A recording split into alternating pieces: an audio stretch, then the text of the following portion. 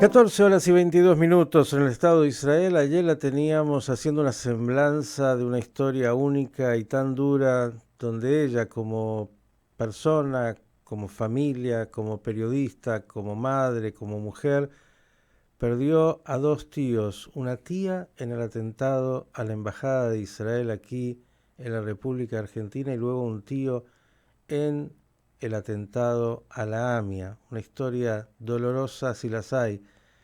Vive hace años en Israel, es periodista, tiene una larguísima trayectoria y claro, me imagino que cuando hoy se informa oficialmente que dos personas, pasaron ya 9 meses, fueron asesinadas ese 7 de octubre y recién ahora se confirma que Yahev Bushvat y Alex Dancing son dos de los muertos que se encuentran también en la Franja de Gaza.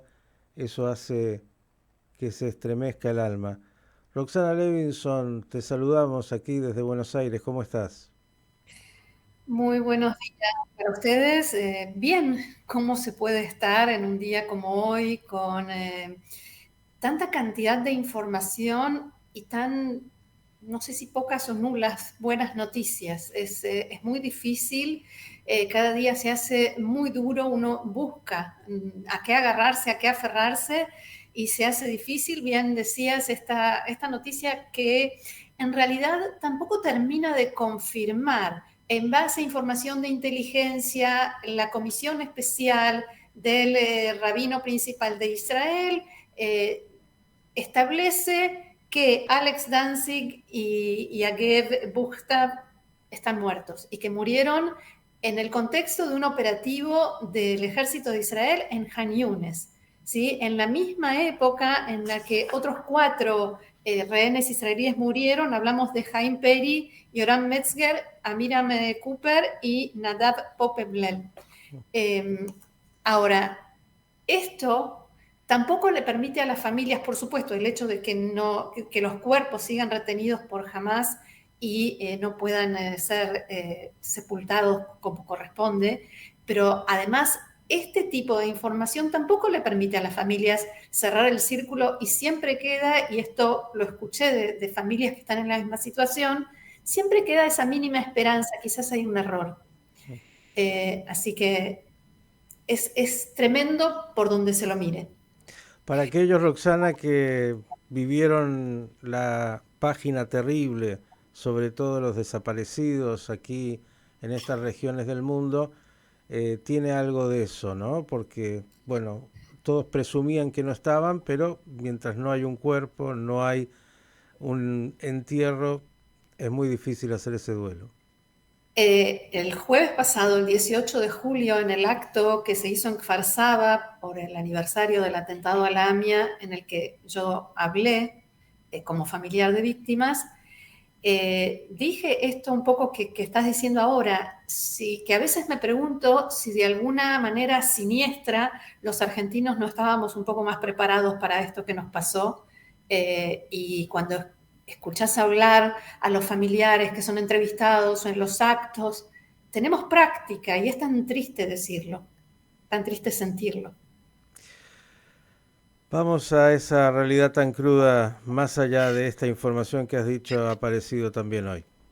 Así es. Bueno, la realidad nos sacudió, nos sorprendió y no nos sorprendió anoche con este anuncio del presidente de Estados Unidos, Joe Biden, de que renuncia a su candidatura para una próxima presidencia.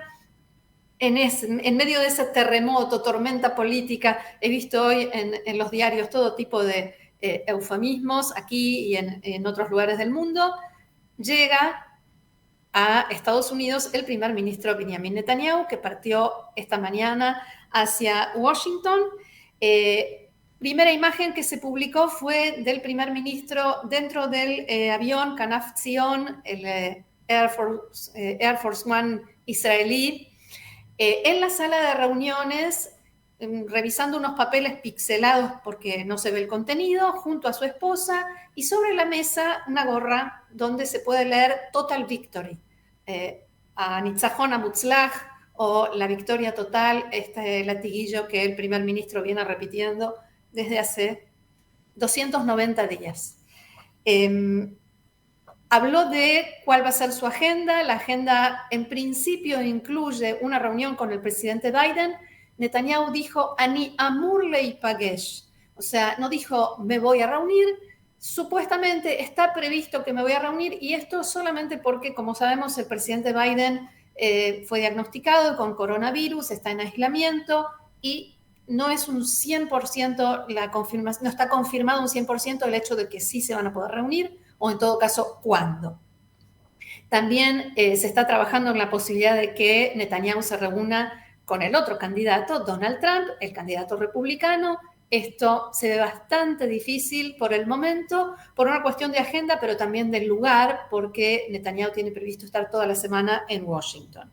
Y además de estos encuentros, se reunirá con la ahora casi probable candidata Kamala Harris, con el asesor de seguridad nacional Jake Sullivan, con el secretario de Estado Anthony Blinken, con algunos miembros del Congreso, y va a conceder entrevistas a medios estadounidenses, afortunados ellos, porque aquí los medios israelíes no, en los medios israelíes Netanyahu no se entrevista. El miércoles por la noche, hora de Israel, Netanyahu va a dar su discurso ante unos 500 miembros de las dos cámaras, y por ahora se sabe de 10 legisladores que tienen decidido boicotear el discurso de Netanyahu.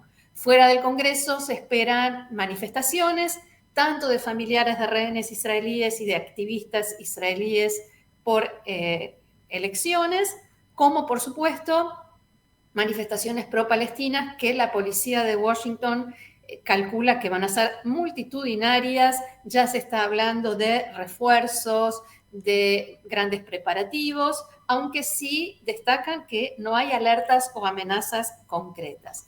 Como es su costumbre, Netanyahu va a seguir trabajando en su discurso hasta el último minuto. No se sabe mucho sobre lo que va a decir, y el texto sí se sabe que no va a ser entregado de antemano a la prensa bajo embargo, como es la costumbre aquí de primeros ministros y presidentes. No va a pasar esto con Netanyahu. Ahora, ¿cómo interpretan aquí en Israel el hecho de que Netanyahu llegue en este momento, como decíamos, tan tormentoso, cuando en realidad el foco de los medios y de la población en Estados Unidos está más puesto en qué va a pasar a partir de ahora con la renuncia de Biden, quién va a ser el candidato demócrata, en fin, sus propios problemas? Algunos dicen que esto sí va a afectar a la repercusión que pueda tener la visita de Netanyahu. Otros aseguran que eso no tiene importancia, porque de todos modos el mensaje de Netanyahu en Estados Unidos está más dirigido al público israelí que al estadounidense, y en este sentido se expresaba en la tarde de ayer, un ratito antes del anuncio de Biden, Alon Pinkas, ex cónsul de Israel en Nueva York, cuando le preguntaron ¿cuál de todos los elementos que compondrán la visita de Netanyahu a Washington es el más significativo?, respondió: ninguno. Silencio de la periodista, que no supo cómo reaccionar.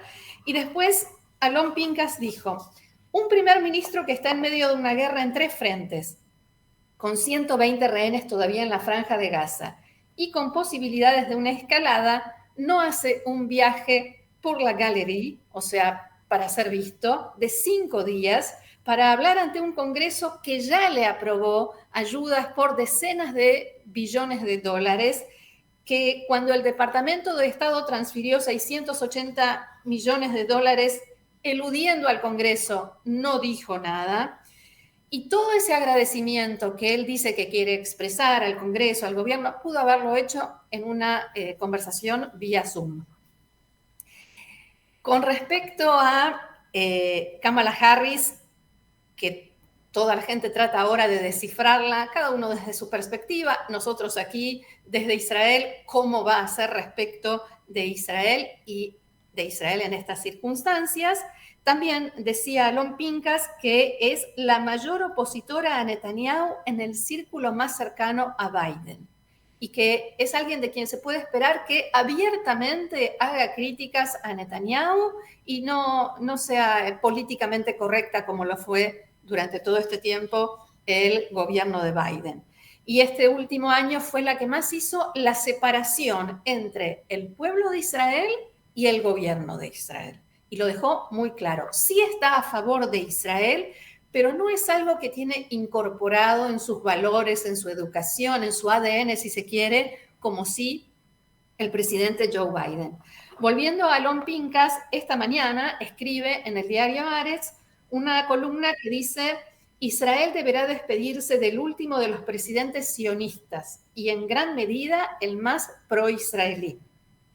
Y todos, desde anoche, nos estamos acordando de lo que pasó el 7 de octubre, el 8 de octubre, la reacción de Biden, realmente contundente, con palabras y con acciones. Y en este sentido, el periodista Ben-Dror Yamini, a quien en América Latina conocen muy bien, también escribe hoy una columna en Yediot Aharonot que titula La renuncia del último de los presidentes, que dice abiertamente: yo soy sionista. En primer lugar, porque, según señala Ben-Dror Yamini, hoy en día decir en voz alta soy sionista no es algo que todos se apresuren por hacer, es una palabra de la que mayoritariamente la gente se escapa, y Biden lo volvió a decir hace menos de una semana. Y escribe lo siguiente: el presidente más pro-israelí que ha ocupado la Casa Blanca se retira. No está claro por qué se alegran los que se alegran de su caída cuando quien asoma en el horizonte es el imprevisible Donald Trump. No solo en el Partido Demócrata está creciendo un ala antisemita por ahora marginal. Esto también está sucediendo en el Partido Republicano. Biden era un muro protector contra estos extremos marginales, y cuando este muro cae, no hay motivo para festejar. También escribe algo en la misma línea el periodista Ben Caspit en el diario Ma'ariv, que dice que aunque la presidencia de Joe Biden fue muy positiva, en realidad Biden no salvó a Estados Unidos, salvó a Israel. A quien vino a rescatar fue a nosotros, no a los norteamericanos. Qué interesante, Roxana, lo que estás comentando de distintos, escritores y periodistas. Digo, ¿hasta dónde, aunque Israel a veces quiera no asumirlo, hay este vínculo con los Estados Unidos que es tan importante y donde lo que pasa en Estados Unidos pasa a ser agenda propia? Y claro, las lecturas que parece que fueran tan diversas, porque como has dicho, hay quienes dicen no, y lo escuchamos permanentemente, Biden ha sido un desastre para Israel, otros dicen no, si no fuera por la administración Biden no estaríamos hoy como estamos, y a pesar de todo como estamos mal.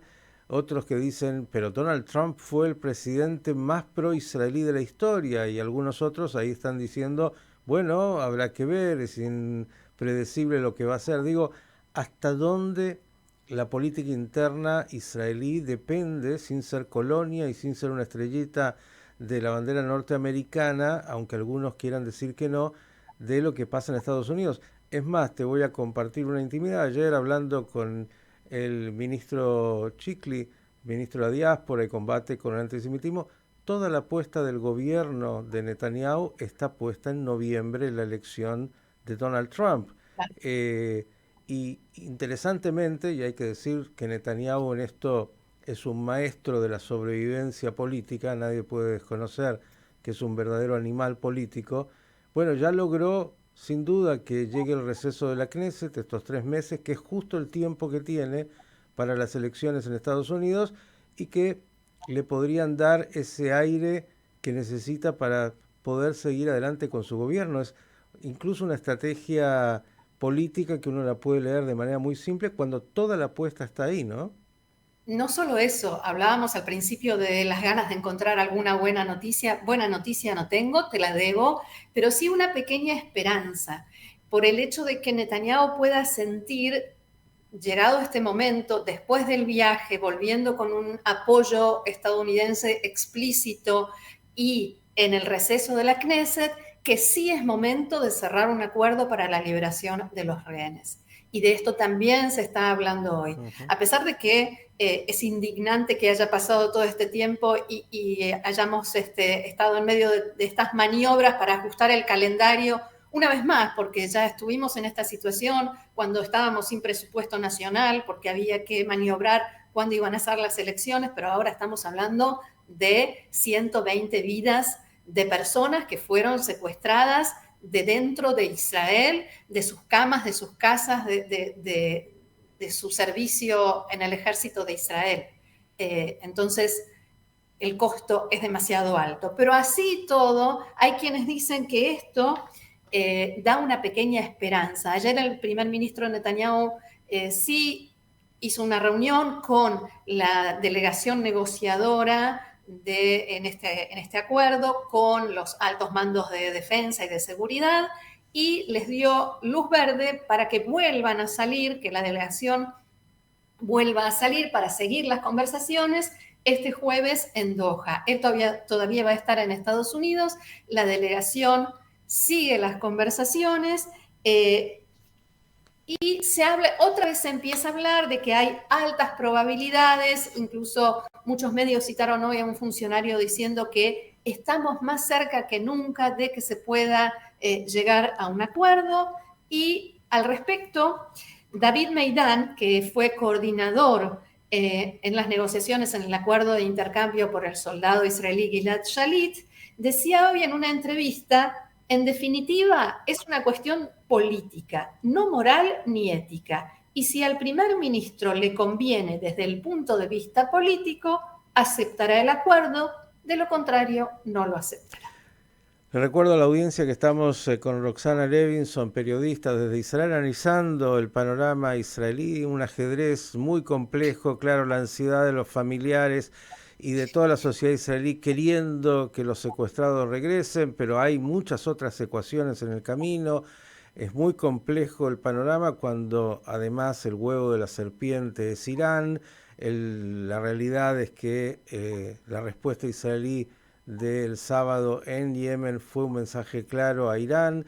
Sigue Hezbollah y los desplazados del norte, sigue Hamas a pesar de la confirmación ayer, y quiero llevarte a esto, Roxana, por lo menos apareció así en algunos lugares, que el segundo del Hamas, y esto sería un gran golpe que de alguna manera ya lo viene confirmando Israel, Mohammed Deif, ha sido eliminado en esa operación israelí de hace algunos días, y que esto ha debilitado también al Hamas.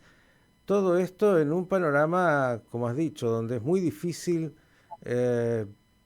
poder festejar algo y donde el tablero sigue siendo muy incierto porque todos los movimientos son muy malos. No es que uno vea una claridad respecto de cómo continúan las acciones. Como bien decís, las opciones son todas malas y uno tiene que tratar de encontrar la menos mala.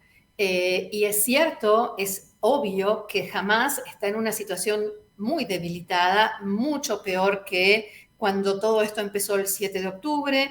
Hamas era el gobierno indiscutido de la Franja de Gaza desde que logró expulsar de allí a Fatah y al gobierno de la autoridad palestina, y el gobierno de Fatah y Mahmoud Abbas ni siquiera se atreven a poner un pie en la Franja de Gaza. Todo esto está en retroceso gracias a la propia acción de Hamas.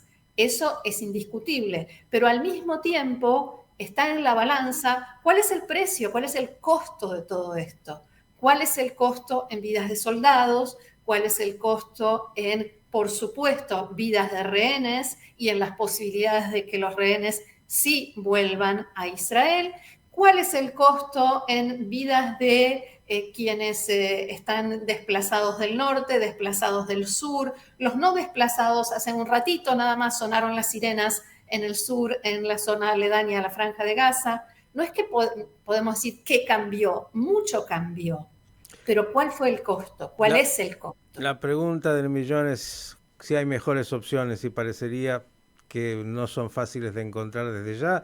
Y claro, muy complejo, no es un baile que ha propuesto Israel, aunque Israel No. tiene una parte en obviamente el ritmo que se va de alguna manera viviendo en este baile muy difícil y donde todas las opciones, como hemos dicho, son muy malas. Lo último, por lo menos de mí, para preguntarte las repercusiones, porque este es otro de los frentes del combate, que son todos, que es lo que ha de alguna manera expresado la Corte Internacional de Justicia respecto de Israel, de Judea y Samaria, de Jerusalén Este, etcétera y etcétera. Bueno, sin duda tiene mucha importancia el viaje que el primer ministro Netanyahu está haciendo a Estados Unidos y se espera que ese también sea tema de conversación, no solo con el presidente Biden, con varios de los funcionarios y congresistas con los que se va a encontrar, porque si esto llega, como se piensa que va a llegar, a la Asamblea General de la ONU, al Consejo de Seguridad, ahí nos hará falta una vez más Estados Unidos y podemos volver hacia atrás esta conversación a todo lo que dijimos antes. Por otro lado, el gobierno sigue cometiendo errores o lo que muchísimos analistas israelíes ven como errores, con declaraciones constantes de funcionarios israelíes que parecen darle la razón a la Corte, con todo tipo de acciones que hacen muy difícil contrarrestar este tipo de acusaciones, que no estoy diciendo que sean ciertas, sino que hay que cuidar el ser y el parecer, la esencia y lo que se ve. Y hay momentos en que sí hay que usar la diplomacia y hay quienes no la usan. Entonces, en este sentido, y además todo esto se complica todavía un poquito más cuando el gobierno emite una respuesta de condena y demás sin pasar por los canales legales adecuados, pasando por alto a la asesora letrada del gobierno, una vez más. Señores, si hay un lugar en el mundo que tiene todos los problemas, es ese. No hay nada que falte, incluso Pero no porque hay es, ningún lugar mejor. usted lo ha dicho, una democracia, aburrido nunca.